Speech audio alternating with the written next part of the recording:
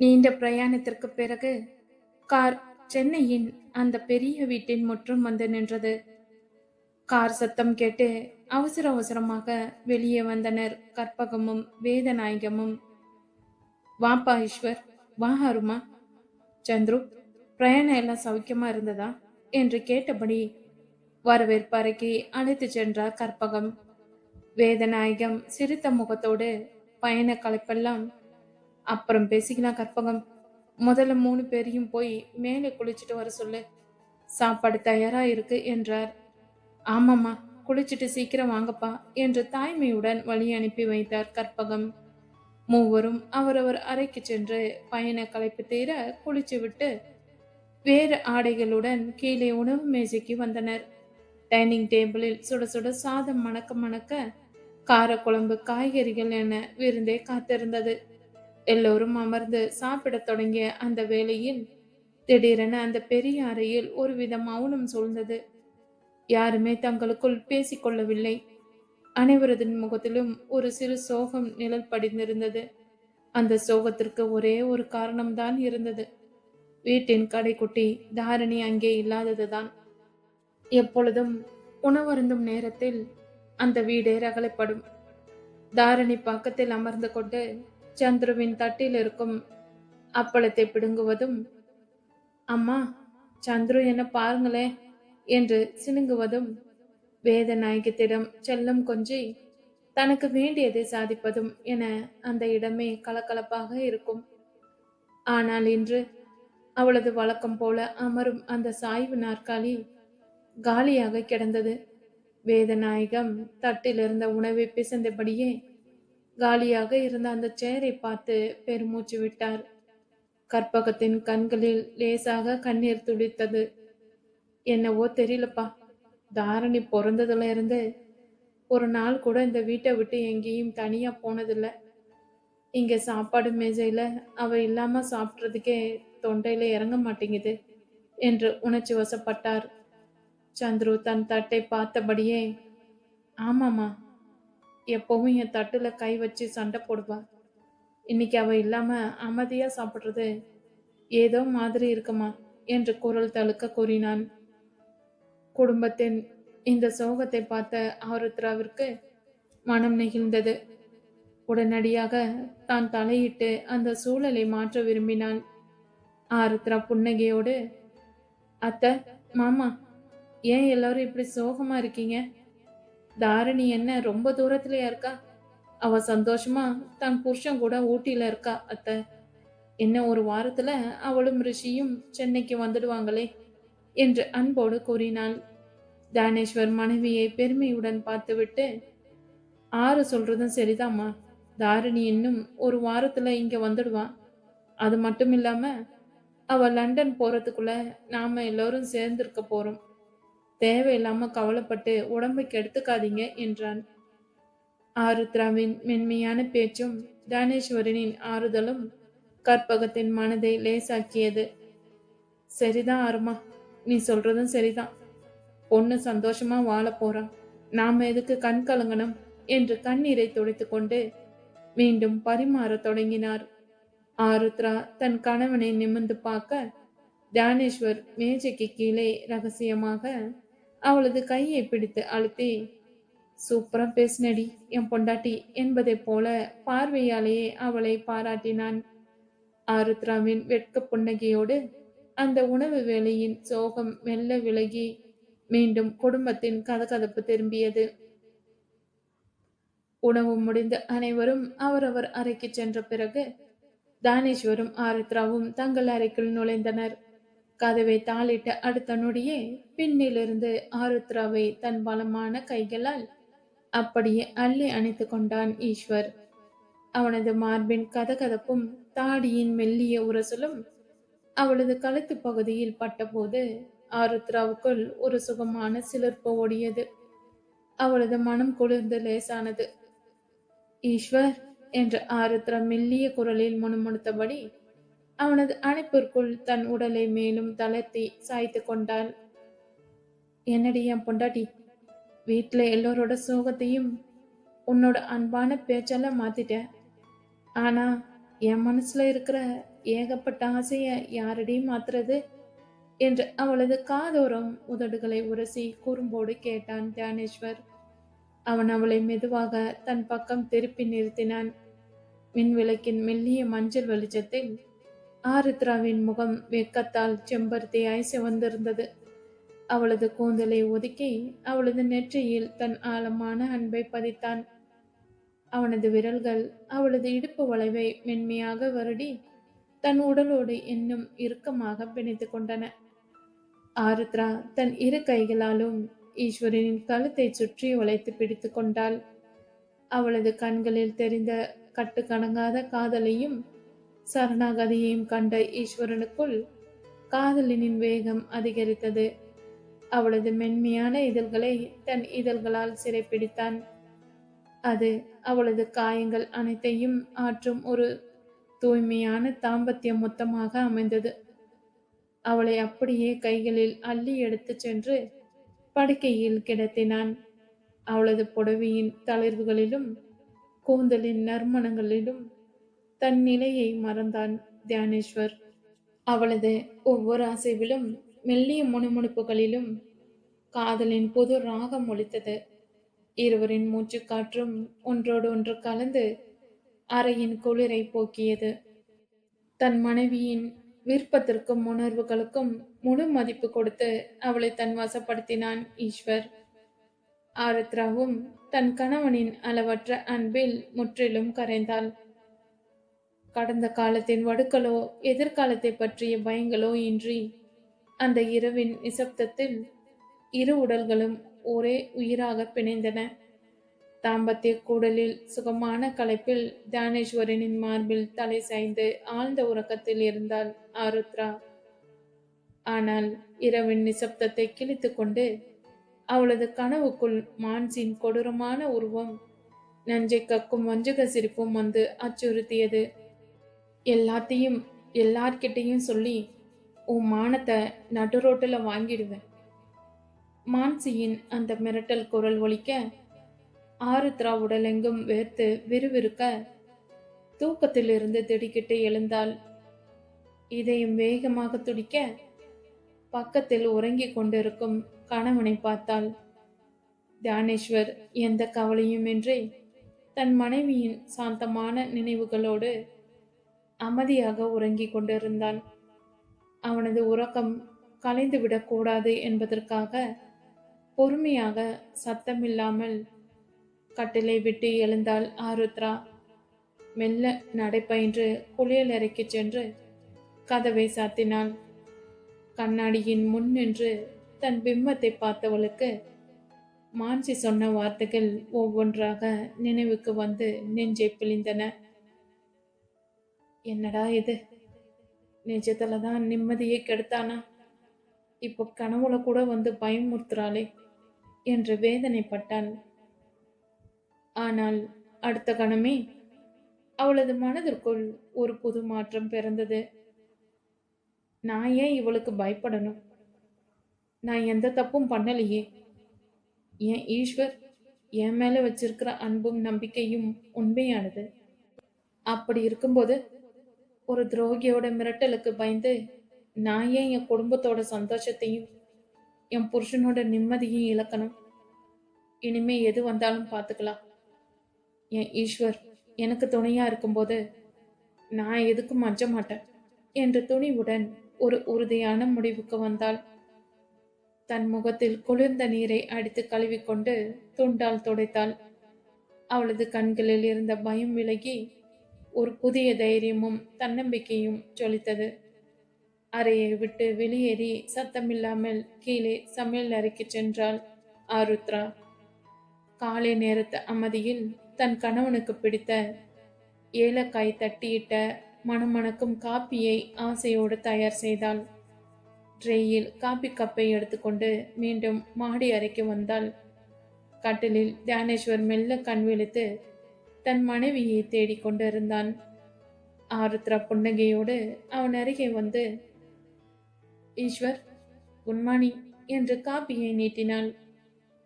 தியானேஸ்வர் அவளது கையை பிடித்து தன் பக்கம் இழுத்து, காலை நேரத்துல என் பொண்டாட்டி கையால காப்பி கிடைச்சா அதுவே தனி சுகந்தாண்டி. ஆனா காப்பியை விட உன் முகத்துல இருக்கிற இந்த புது தைரியம் புன்னகையும் தாண்டி எனக்கு ரொம்ப பிடிச்சிருக்கு என்று காதலோடு கூறினான். ஆருத்ரா தன் கணவனின் தோளில் சாய்ந்து கொள்ள மான்சின் மிரட்டல்களை எதிர்கொள்ளும் தெளிவோடும் தைரியத்தோடும் அவளது புதிய நாள் விடிந்தது. காலை நேரத்து துணிவும் தெளிவும் ஆருத்ராவின் மனதில் ஒரு புதிய புத்துணர்ச்சியை கொடுத்திருந்தது. மாலையில் ஆபீஸில் இருந்து திரும்பிய தானேஸ்வர் ஆருத்ராவின் கைகளை பற்றி, ஆரு, இத்தனை நாளா ஒரே பரபரப்பாவே இருந்துச்சுல. இன்னைக்கு நாம 2 பேரும் மட்டும் நைட்டு சினிமாவுக்கு போறோம். அப்புறம் அப்படியே மெரினா பீச் என்று சர்ப்ரைஸ் கொடுத்தான். ஆருத்ராவின் முகம் பூரிப்பில் மலர்ந்தது. நிஜமாவா ஈஸ்வர்? இருங்க, நான் டக்குன்னு ரெடி ஆயிட்டு வரேன் என்று குழந்தையைப் போல ஓடினாள். இரவு காட்சி திரையரங்கில் இருவருக்காகவும் சொகுசு இருக்கைகள் முன்பதிவு செய்யப்பட்டு இருந்தன. திரையரங்கின் தியேட்டர் இருட்டில் தானேஸ்வர் தன் மனைவியின் தோளை சுற்றி தன் கையை போட்டு தன்னோடு அணைத்துக் கொண்டான். படத்தை பார்ப்பதை விட தன் கணவனின் தோளில் தலை சாய்த்து அவன் வாங்கி தந்த பாப்கார்னை உண்டு மகிழ்வதிலேயே ஆருத்ராவுக்கு அதிக சந்தோஷம் இருந்தது.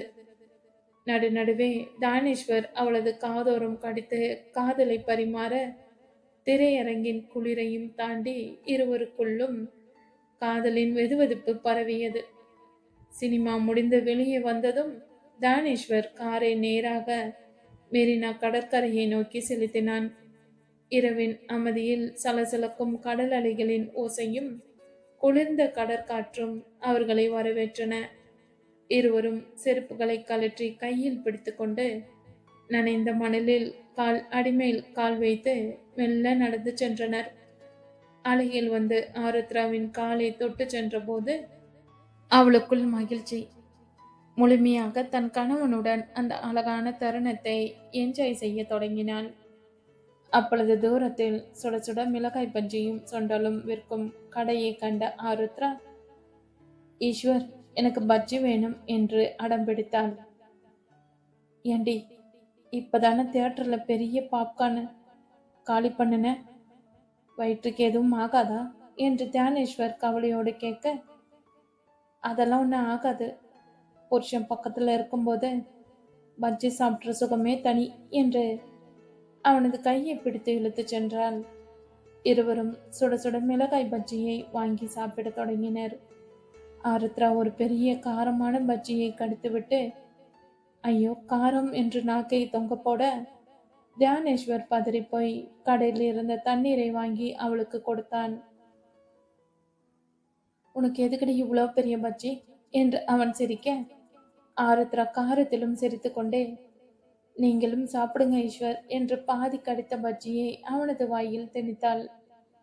அடிப்பாவி, பொண்டாட்டி திணிச்சதுக்காக இந்த காரத்தையும் சகிச்சிக்க வேண்டியதா இருக்கே என்று தியானேஸ்வர் வாயை வலித்தபடியே சொல்ல, ஆருத்ரா கலகலவன உறக்க சிரித்தாள். அவளது அந்த தெளிவான சிரிப்பொலி கடல் அலையின் ஓசையோடு கலந்து எதிரொலித்தது. அப்பொழுது கடற்கரையில் ஒரு நரிக்குறவர் ஜோடி நரிக்குறவர் பாசி மணிகளை விற்றபடியே அவர்கள் அருகில் வந்தனர். அந்த நரிக்குறவர் தியானேஸ்வரியும் ஆருத்ராவையும் பார்த்து, சாமி, ஐயா, அம்மா முகத்துல மகாலட்சுமி கடாட்சம் ஜொலிக்குதுப்பா. பொண்டாட்டிக்கு ஒரு நல்ல பாசிமணி மாலைய வாங்கி தாங்க சாமி. தியானேஸ்வர் புன்னகையோடு ஒரு அழகிய சிவப்பு பாசி மாலையை வாங்கி ஆருத்ராவின் கழுத்தில் அணிவித்தான். எவ்வளவு பாச்சு என்று தியானேஸ்வர் பணப்பையை எடுக்க அந்த நரிக்குறவர் ஆருத்ராவை பார்த்துவிட்டு, ஐயா, உங்க அம்மா கண்ணுல அவ்வளவு காதல் தெரியுது, 500 ரூபாய் சாமி என்றான். தியானேஸ்வர் சிரித்து கொண்டே, யோ, 500 ரூபாய் பாசி மாலைக்கு இவ்வளவு விலையா என்று கேட்க, நரிக்குறவர் சளைக்காமல், மாலைக்கு விலை இல்லை சாமி, நீங்க அவங்கள பார்க்குற அந்த காதலுக்கு தான் விலை என்று நக்கலாக கூற ஆருத்ரா அடக்க முடியாமல் பொங்கி சிரித்து விட்டாள். தியானேஸ்வர் தலையில் கை வைத்தபடியே பணத்தை கொடுத்தான். பார்த்தீங்களா ஈஸ்வர், நம்ம காதல் எவ்வளவு விலை உயர்ந்ததுன்னு அந்த அண்ணன் ஒரே அடியில காண்பிச்சிட்டாரு என்று ஆருத்ரா அவனை கிண்டல் செய்தாள்.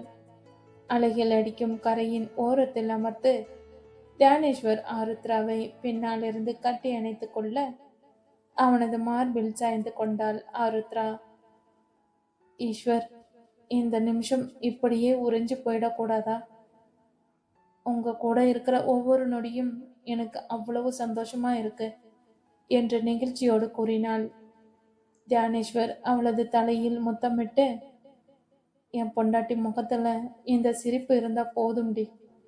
உலகத்துல இருக்கிற எந்த சக்தியாலும் உன்கிட்ட இருந்த இந்த சந்தோஷத்தை பிடுங்க முடியாது என்று உறுதியாக கூறினான். இரவின் நிசப்தத்திலும் அலைகளின் தாளாட்டிலும் கணவனின் அளவற்ற அன்பிலும் ஆருத்ரா தன் கவலைகள் அனைத்தையும் மறந்து முழுமையான ஆனந்தத்தில் திளைத்தாள். ஒரு வாரம் கண் சிமிட்டும் நேரத்தில் ஓடி மறைந்தது. லண்டன் பயணத்திற்கு முன்பாக சென்னை திரும்பிய தாரணியையும் ரிஷியையும் வேதநாயகத்தின் குடும்பம் அளவற்ற மகிழ்ச்சியோடு வரவேற்றது. மாலையில் கற்பகமும் ஆருத்ராவும் இணைந்து செய்த தடபுடலான விருந்து உபச்சாரம் வீடே திருவிழா கோலம் பூண்டது போல திகழ்ந்தது. தாரணியின் சிறுபொலியும் ரிஷியின் கிண்டல் பேச்சுகளும் அந்த பெரிய வீட்டின் ஒவ்வொரு முனையிலும் மீண்டும் காதலையும் கலகலப்பையும் நிரப்பின. ஆனால் மறுநாள் காலை வந்தபோது வீட்டின் சூழலில் ஒரு மெல்லிய கனபாரமும் நெகிழ்ச்சியும் கொடியேறியது. சந்துரு அமெரிக்காவிற்கு உயர்கல்விக்காக புறப்படும் நாள் அது. சென்னை சர்வதேச விமான நிலையத்தில் புறப்பாடு முனையத்தில் குடும்பத்தினர் அனைவரும் சந்துருவை சூழ்ந்து நின்றிருந்தனர். கையில் இருந்த பயண பெட்டிகளை சரி செய்தபடி நின்ற சந்துருவின் முகத்தில் தன் கனவு பயணத்தை நோக்கிய உற்சாகமும் ஒரு புறம் இருந்தாலும் குடும்பத்தை பிரியும் வேதனை அப்பட்டமாக தெரிந்தது. அம்மா கற்பகம் தன் மகனின் தாடியை பிடித்து முத்தமிட்டு கண்கள் கலங்கின. தம்பி, பத்திரமா போய் சேருடா, நேரத்துக்கு சாப்பிடு, உடம்ப பார்த்துக்கோ, அங்க குளுமையா இருக்கும், சுடுதண்ணி குடிடா என்று தாய்மைக்கே உரிய பாசத்தோடு அடுக்கடுக்காக அறிவுரைகளை கூறினார். அப்பா வேதநாயகம் தன் உணர்ச்சிகளை வெளியே காட்டிக்கொள்ளாமல் கம்பீரமாக நிற்க முயன்றாலும் மகனின் தோள்களை தட்டிய போது அவரது கைகள் லேசாக நடுக்கமுற்றன. நம்ம குடும்பத்தோட பெருமையை காப்பாத்து, எதுவா இருந்தாலும் அண்ணங்கிட்டயோ என்கிட்டயோ தயங்காம போன்ல பேசு என்ற குரல் தழுக்க வாழ்த்தினார். தாரணி சந்துரு கைகளை பிடித்து கொண்டு கண்ணீரை அடக்க முடியாமல் விம்பினாள். டே சந்துரு, உன்னை விட்டுட்டு நான் எப்படிடா லண்டன் போவேன்? அங்க போய் என்ன மறந்துடாதடா, தினமும் வீடியோ கால் பண்ணணும், சரியா என்று செல்லமாக சண்டையிட்டபடி அவனை கட்டி பிடித்து கொண்டாள். அடிப்பொடி தாரணி, நீ லண்டன்ல மச்சானோட ஜாலியா இருப்ப, என்ன நினைச்சு இங்க பொங்காத என்று வழக்கம் போல அவளை கிண்டல் செய்தாலும் சந்துருவின் கண்களில் இருந்தும் கண்ணீர் துளித்தது. ஆருத்ரா முன்னே வந்து தான் கையோடு கொண்டு வந்திருந்த சுட சுட செய்த நொறுக்கு தேனிகள் அடங்கிய பையை அவனிடம் நீட்டினாள். சந்துரு, இதுல உனக்கு பிடிச்ச பலகாரம் எல்லாம் இருக்கு, பத்திரமா வச்சு சாப்பிடு, நல்லா படிச்சு பெரிய ஆளா வரணும், சரியா என்றாள் தாய்மை நிறைந்த புன்னகையோடு. அண்ணி, நீங்க இந்த வீட்டுக்கு வந்த அப்புறம் எனக்கு இன்னொரு அம்மாவா தான் இருந்திருக்கீங்க. உங்க அன்பையும் இந்த வீட்டின் சந்தோஷத்தையும் நான் ரொம்ப மிஸ் பண்ணுவேன் அண்ணி என்று மிகுந்த மரியாதையோடு கூறினான். கடைசியாக தானேஸ்வர் தன் தம்பியை கட்டி அணைத்து கொண்டான். சந்துரு, கவலைப்படாம போய்வாடா, உன்னோட எதிர்காலம் எங்களுக்கு முக்கியம், ஆல் தி பெஸ்ட் என்று தம்பியின் முதுகை தட்டி கொடுத்தான். அனைவரின் அன்பையும் அக்கறையும் பாசத்தையும் கண்ட சந்துருவின் மனம் நெகிழ்ச்சியால் நிறைந்தது. தன் குடும்பத்தின் அளவற்ற அன்பை சுமந்தபடி கை அசைத்து விடை பெற்று உள்ளே சென்றான் சந்துரு. சந்துருவை வழி அனுப்பி வைத்த களைப்பும் பிரிவின் பாரமும் நிறைந்த அந்த நாள் கடந்து இரவின் அமைதி வீட்டை சூழ்ந்தது. இரவு உணவை முடித்துவிட்டு தம்பதிகள் அவரவர் அறையில் வந்து படுக்க புதுமண தம்பதிகளான தாரணியும் ரிஷியும் தங்கள் அறையில் கட்டிலில் அமர்ந்திருந்தனர். தாரிணி முகத்தை உப்ப வைத்துக்கொண்டு படுக்கையின் ஓரத்தில் அமர்ந்திருக்க, ரிஷி புன்னகையோடு அவள் அருகே நெருங்கி வந்தான். என்னடி மேடம், இன்னும் சந்துரு போன கவலையிலே இருக்கீங்களா? இல்ல லண்டன் போக போறோமேன்னு பயத்துல இருக்கீங்களா என்று ரிஷி அவளது தோளை தொட்டு கேட்டான். தாரணி அவனை முறைத்து பார்த்து, போங்க ரிஷி, உங்களுக்கு எப்ப பார்த்தாலும் கிண்டல் தான். சந்திர பிரியறான்னு எனக்கு எவ்வளோ கஷ்டமா இருக்கு தெரியுமா? நீங்க என்னடானா நக்கலா கேக்குறீங்க என்று சினிங்கினாள். ரிஷி சிரித்துக்கொண்டே அவளது இடுப்போடு சேர்த்து அணைத்து தன் மடியில் சாய்த்து கொண்டான். ஐயோ என் செல்ல பொண்டாட்டி, கோபத்தை பாருங்களே. சந்துரு அவன் எதிர்காலத்துக்காக தானடி போயிருக்கா. அவன் அமெரிக்காவில் கலக்க போறான். நாம இன்னும் 2 நாள்ல லண்டன் போய் நம்ம உலகத்தை ஆரம்பிக்க போறோம். அங்க உன்னை நான் எப்படி கவனிச்சுக்க போறேன்னு தெரியுமா என்று அவளது மூக்கை செல்லமாக திருகினான். எப்படி கவனிப்பீங்களாம் என்று தாரணி ஆர்வமாக கேட்க, இப்படிதான் என்று கூறியபடி ரிஷி அவளது கழுத்து வளைவில் தன் இதழை பதித்து மென்மையாக கடித்தான்.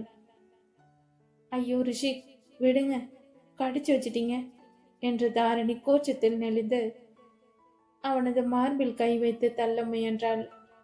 ஆனால் ரிஷி அவளை விடாமல் அவளது இதழ்களில் ஒரு மெல்லிய முத்தமிட்டு, லண்டன் குளிருக்கு இந்த மாதிரியான வெதுவெதுப்பான கவனிப்பும் தினமும் இருக்கும் மேடம் என்று கண்ணடித்தான். தாரணி வெக்கத்தில் அவனது மார்பில் முகம் புதைத்துக் கொள்ள ரிஷி அவளை தன் கைகளுக்குள் பொதிந்து தழுவி கொண்டான். மற்றொரு அறையில் கதவை தாளிட்டு விட்டு உள்ளே வந்த தியானேஸ்வரின் கண்கள் ஆருத்ராவை தேடின.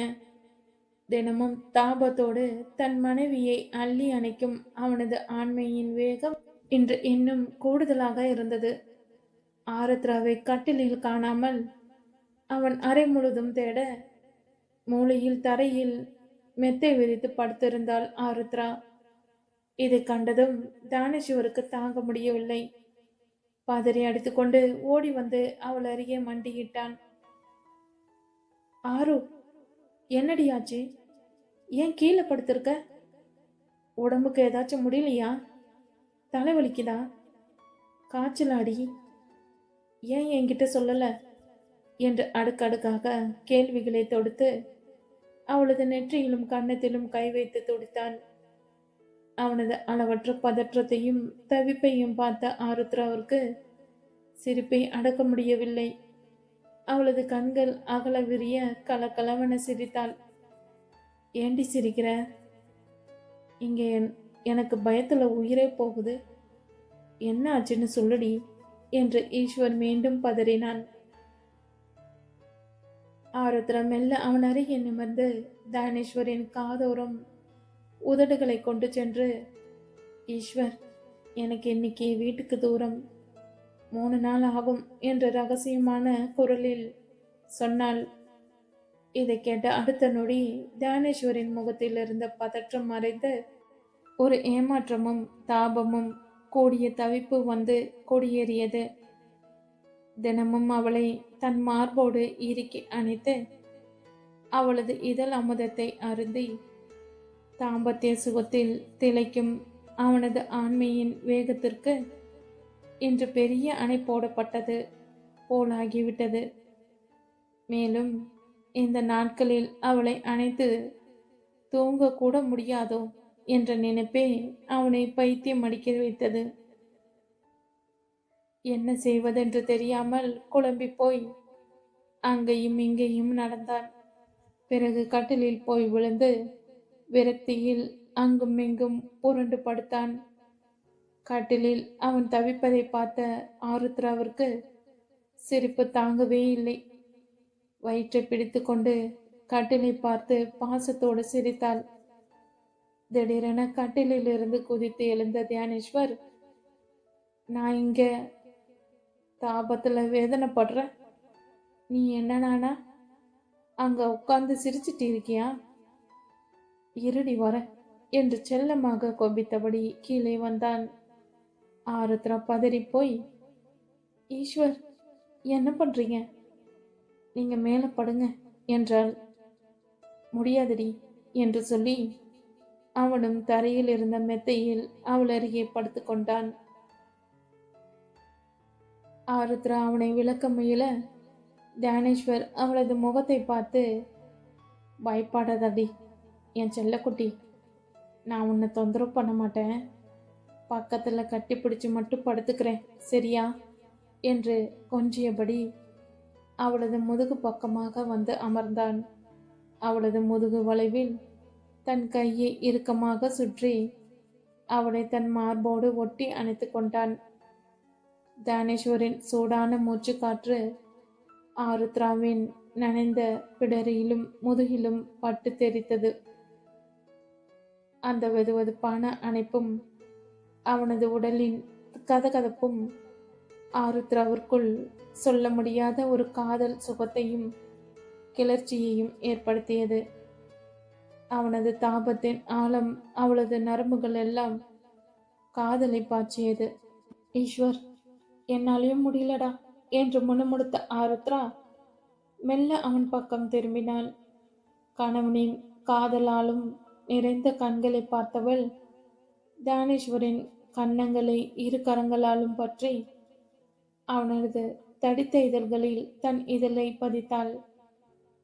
அது வெறும் முத்தமல்ல, இரு உயிர்களின் ஏக்கம் கலந்த முத்தம். வெகு நேரம் அந்த முத்தம் நீடித்தது. தானேஸ்வர் அவளது முத்தத்தின் சுவையின் தன்னை மறந்து அவளை மென்மையாக அரவணைத்துக் கொண்டான். நீண்ட முத்தத்திற்கு பிறகு மூச்சு வாங்கியபடி அவனது மார்பில் தலை சாய்த்தாள் ஆருத்ரா. தானேஸ்வர் அவளது கூந்தலை மென்மையாக கோதிவிட்டு அவளை தன் இதய துடிப்பின் மேல் அணைத்தபடி அந்த இனிமையான இரவின் சுகத்தில் இருவரும் ஆழ்ந்த உறக்கத்திற்கு சென்றனர். இதுபோல 3 இரவும் ஈஸ்வர் அவள் படுக்கும் தரையிலேயே படுத்துக்கொண்டு அவள் அருகிலேயே உறங்கினான். இதை பார்த்து ஆருவுக்கு சொல்ல முடியாத சந்தோஷம். என்னோட இந்த சின்ன பிரிவை அவரால் தாங்க முடியல. நான் இல்லாம கட்டில தனியா தூங்க முடியாதுன்னு என் கூடவே தரையிலேயே படுத்து தூங்குற அன்பான கணவனுக்கு எப்பொழுதும் நான் அருகிலேயே இருக்கணும் என்று ஆண்டவனிடம் பிரார்த்தித்து தலை குளித்துவிட்டு அன்றைய நாளுக்கான வேலையை தொடங்கினாள். அன்றைய நாள் தாரணி ரிஷி தம்பதியின் எதிர்கால வாழ்க்கைக்காகவும் அவர்களின் லண்டன் பயணத்தின் நன்மைக்காகவும் கோயிலுக்கு சென்று சிறப்பு வழிபாடு செய்ய குடும்பத்தினர் அனைவரும் முடிவெடுத்திருந்தனர். குளித்து முடித்து அழகான பாரம்பரிய ஆடைகளில் அனைவரும் தயாராயினர். தாரணி மஞ்சள் நிற பட்டு புடவையிலும் ரிஷி பட்டு வேஷ்டி சட்டையிலும் புதுமண தம்பதிகளாக மிளிர ஆருத்ரா மெல்லிய நீல நிற பட்டு புடவையில் தேவதை போல கீழே இறங்கி வந்தாள். அவளது கூந்தலில் சூடப்பட்டிருந்த மல்லிகை பூவின் வாசமும் நெற்றியில் வீற்றிருந்த குங்குமமும் அவளது அழகை வெளிப்படுத்தின. கீழே வந்த தியானேஸ்வர் தன் மனைவியின் அழகை கண்டு சில நொடிகள் சொக்கி போனான். யாருக்கும் தெரியாமல் அவள் அருகே நெருங்கி, என்னடி என் பொண்டாட்டி, இன்னைக்கு கோயிலுக்கு போறோமா இல்ல என் மனசை கொள்ளடிக்க போறியா என்று அவளது காதோரம் கிசுகிசுத்தான். ஆருத்ரா வெட்கத்துடன் அவனை பார்த்து, ஈஸ்வர், எல்லாரும் இருக்காங்க, அமைதியா வாங்க என்று செல்லமாக கண்டித்து நகர்ந்தாள். அனைவரும் இரு கார்களில் புறப்பட்டு நகரின் பிரசித்தி பெற்ற அருள்மிகு கபாலீஸ்வரர் திருக்கோயிலை அடைந்தனர். கம்பீரமான ராஜகோபுரத்தை கண்டு கைகூப்பியபடி அனைவரும் உள்ளே நுழைந்தனர். கோவிலின் பிரகாரத்தில் நடந்து செல்லும் போது தியானேஸ்வர் ஆருத்ராவின் கையை தன் கைகளோடு கோர்த்து கொண்டு நடந்தான். தாரணியும் ரிஷியும் ஒருவரை ஒருவர் பார்த்தபடி புன்னகையுடன் தொடர்ந்தனர். மூலவர் சந்நிதியில் புதுமண தம்பதிகளாக தாரணி மற்றும் ரிஷியின் பெயரிலும் குடும்பத்தினர் அனைவரின் பெயரிலும் அர்ச்சனை செய்யப்பட்டது. தாரணியும் ரிஷியும் தங்களின் புதிய லண்டன் வாழ்க்கையை இனிமையாக அமைய வேண்டும் என்றும் சந்துரு அமெரிக்காவில் நல்லபடியாக படிக்க வேண்டும் என்றும் மனதார பிரார்த்தனை செய்தனர். குருக்கள் பிரசாதத்தையும் பூக்களையும் அவர்களிடம் வழங்கினார். அடுத்து ஆருத்ராவும் தியானேஸ்வரும் ஒன்றாக நின்று இறைவனை வழிபட்டனர். தியானேஸ்வர் தன் மனைவியின் கரங்களை மென்மேலும் இறுக பற்றி, என் ஆருவின் வாழ்க்கையில் இனி எந்த புயலும் வரக்கூடாது, அவளது முகத்தில் இந்த சிரிப்பு என்றும் நிலைத்திருக்க வேண்டும் என்று இறைவனிடம் வேண்டி மனதார பிரார்த்தித்தான். வழிபாடு முடிந்ததும் குடும்பத்தினர் அனைவரும் இணைந்து தயாரித்து கொண்டு வந்திருந்த சுட சுட சக்கர பொங்கல், புளியோதரை மற்றும் தயிர் சாத பொட்டலங்களை அங்கே உள்ள ஏழை எளிய மக்களுக்கு விநியோகம் செய்ய தொடங்கினர். அன்னதான கூடத்தில் வரிசையாக அமர்ந்திருந்த முதியவர்களும் குழந்தைகளும் கற்பகம் வேதநாயகமும் முன்னின்று உணவை வழங்கினர். ஆருத்ராவும் தியானேஸ்வர் பக்கமாக நின்று சிறு குழந்தைகளுக்கு அன்போடு உணவை பரிமாறினர். ஒரு சிறிய குழந்தை ஆருத்ராவின் புடவையை பிடித்து இழுத்து, அக்கா, சாப்பாடு ரொம்ப நல்லா இருக்குக்கா என்று மழலை குரலில் கோரிய போது ஆருத்ராவின் முகம் பூரிப்பில் மலர்ந்தது. அவளது கண்ணோரம் ஆனந்த கண்ணீர் துளித்தது. தியானேஸ்வர் அவளது தோளை அணைத்து, பாத்தியாரு, இந்த ஏழைங்களோட வாழ்த்தும் பிரார்த்தனையும் தான் நம்ம குடும்பத்தை காப்பாற்றுற பெரிய கவசம் என்று நெகிழ்ச்சியோடு கூறினான். தாரணியும் ரிஷியும் போட்டி போட்டுக்கொண்டு அனைவருக்கும் நீர், மோர் மற்றும் பிரசாதங்களை வழங்கினர். உணவருந்திய பெரியோர்கள் அனைவரும் தாரணியும் ரிஷியையும் கைகுப்பி, நல்லா இருங்க தம்பி, 100 வருஷம் ராஜா ராணி மாதிரி சந்தோஷமா இருங்கம்மா என்று மனதார வாழ்த்தினர். அந்த தூய்மையான வாழ்த்துக்கள் தாரணியின் மனதை நெகிழ செய்தது. அன்னதானம் இனிதே நிறைவுற்று குடும்பத்தினர் அனைவரும் மனநிறைவோடும் இறைவனின் அருளோடும் வீடு திரும்பினர். மாலையில் தாரணியும் ரிஷியும் சென்னை விமான நிலையத்திலிருந்து லண்டனுக்கு புறப்படுவதற்கான வேலைகளில் ஈடுபட தொடங்கினர். லண்டன் பயணத்திற்கு இன்னும் சில மணி நேரங்களே இருந்த நிலையில் தாரணியின் அறையில் பெட்டிகள் அடுக்கப்பட்டு கொண்டிருந்தன. பிறந்த ஆளாய் வளர்த்த வீட்டை, தன்னை தாங்கிய தாய் தந்தையை, அண்ணன்களை விட்டுவிட்டு புதிய தேசத்திற்கு புறப்பட போகிறோம் என்ற நினைப்பே தாரணியை உள்ளூர உலுக்கியது. சொல்ல முடியாத சோகத்தில் அவளது கண்கள் கலங்கி கிடந்தன. இதை கண்ட ஆருத்ராவிற்கும் மனதிற்குள் வேதனையாக தான் இருந்தது. இருந்தாலும் வீட்டை விட்டு புறப்படும் பெண்ணை அழுமூஞ்சியா அனுப்பக்கூடாது, சந்தோஷமா தானே அனுப்பணும் என்று தன் சோகத்தை மறைத்து கொண்டு புன்னகையோடு அவள் அருகே சென்றாள். தாரணி, உனக்கு என்னென்ன வேணுமோ எல்லாத்தையும் ஞாபகமா எடுத்து வச்சுக்கோ. அங்க போனதுக்கப்புறம் ஐயோ அதை மறந்துட்டோமே, இதை மிஸ் பண்ணிட்டோமேன்னு நினைக்க கூடாது, சரியா என்று ஆருத்ரா அன்போடு அவளது தலையை கோதிவிட்டாள். ஆருத்ராவின் அந்த தாய்மையான பேச்சை கேட்டதும் தாரணியால் தன் அழுகையை கட்டுப்படுத்தவே முடியவில்லை. அண்ணி என்று விம்மியபடி அவளது தோளில் சாய்ந்து மீண்டும் வெடிச்சு அழுதாள். மகள் அழுவதை பார்த்ததும் கற்பகம் பதறி அடித்துக்கொண்டு ஓடி வந்து மகளை தன் தாய் மார்போடு தழுவிக்கொண்டார். ஐயோ என் செல்லக்குட்டி, எதுக்கடி இப்படியோ அழுவுற, கண்ணை தொடடி என்று அவளது கண்ணீரை துடைத்து சமாதானம் செய்த கற்பகம் தாய்மைக்கே உரிய அட்வைஸ்களை அடுக்க தொடங்கினார். அங்க போனதும் தினமும் ஃபோன் பண்ணு, ஃப்ரீயா இருக்கும்போது வீடியோ கால் பண்ணு, என்ன சமைக்கணும்னு தெரியலனா உடனே எனக்கு ஃபோன் பண்ணி கேளு, உடம்ப பத்திரமா பார்த்துக்கணும். ரிஷி ரொம்ப நல்ல பையன், உன்னை சீரா பார்த்துப்பான். அங்க குழுமம் அதிகமா இருக்கும், பார்த்து நடந்துக்கோ. கற்பகம் பாசத்தில் நிறுத்தாமல் அட்வைஸ் புராணத்தை பாடிக்கொண்டே போக ஒரு கட்டத்தில் அழுகையுடனே அம்மாவிடம் செல்லமாக சினுங்கினாள் தாரணி. அம்மா, நான் உங்களை பிரிஞ்சு போறேன்னு வேதனையில இருந்தா நீங்க பாட்டுக்கு எனக்கு பெரிய புராண அட்வைஸ் பண்ணிக்கிட்டே இருக்கீங்க என்று மூக்கை உறிஞ்சியவள் அப்படியே தந்தை வேதநாயகத்தின் பக்கம் திரும்பி அப்பா என்ற அவரது தோளில் சாய்ந்து செல்லம் கொஞ்சினாள். வேதநாயகம் தன் செல்ல மகளின் தலையை வருடி, நல்லா இருடா என் கண்ணு என்று கண் கலங்கினார். இப்படி தாரணி ஒருவரிடமும் மாறி மாறி அழுது புலம்பி செல்லம் கொஞ்சுவதை பார்த்து கொண்டிருந்த ரிஷிக்கு அடக்க முடியாமல் சிரிப்பு வந்துவிட்டது. மெல்ல தாரணியின் அருகே வந்து அவளது காதோரம் குனிந்து ரகசியமாக கிசுகிசுத்தான். தாரணி, வீட்டுல எங்கேயாவது கேமரா ஏதாவது மறைச்சு வச்சிருக்கியாடி? இப்படி அநியாயத்துக்கு நடிக்கிறியம்மா, தாங்க முடியல. எனக்கு ஒரு யோசனை தோணுது. ஒன்று பண்ணலாமா? நீ பேசாம இங்கே இரு. 2 வருஷம் கழிச்சு கான்ட்ராக்ட் முடிஞ்சதும் வந்து உன்னை கூட்டிட்டு போற. என்ன சொல்ற? ரிஷி தன் காதில் இப்படி சொன்னதை கேட்டதும் தாரிணின் அழுகை சட்டென்று தானாகவே நின்றுவிட்டது. கணவனை முறைத்து பார்த்து, சி போங்க ரிஷி என்று அவனது தோளில் செல்லமாக குத்தினாள். ரிஷி தூரத்தில் இருந்து தியானேஸ்வரனை பார்த்து ஒரு கண்ணால் கண்ணடித்தான். தியானேஸ்வரனுக்கும் அதை பார்த்ததும் சிரிப்பு வந்துவிட்டது.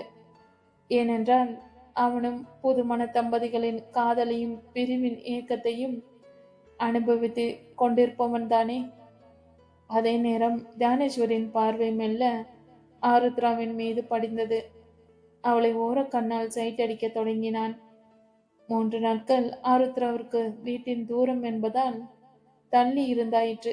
இன்றோடு அந்த 3 நாள் முடிவடைகின்றன. அவனது ஆண்மையின் தாபமும் மனைவியின் மீதான காதலும் நெஞ்சில் தீயாய் கொழுந்துவிட்டு எரிய, இன்னைக்கு இரவு எப்பதான் வரும் என்று வழிமேல் விழி வைத்து தவிப்போடு காத்து கொண்டு இருந்தான் தியானேஸ்வர்.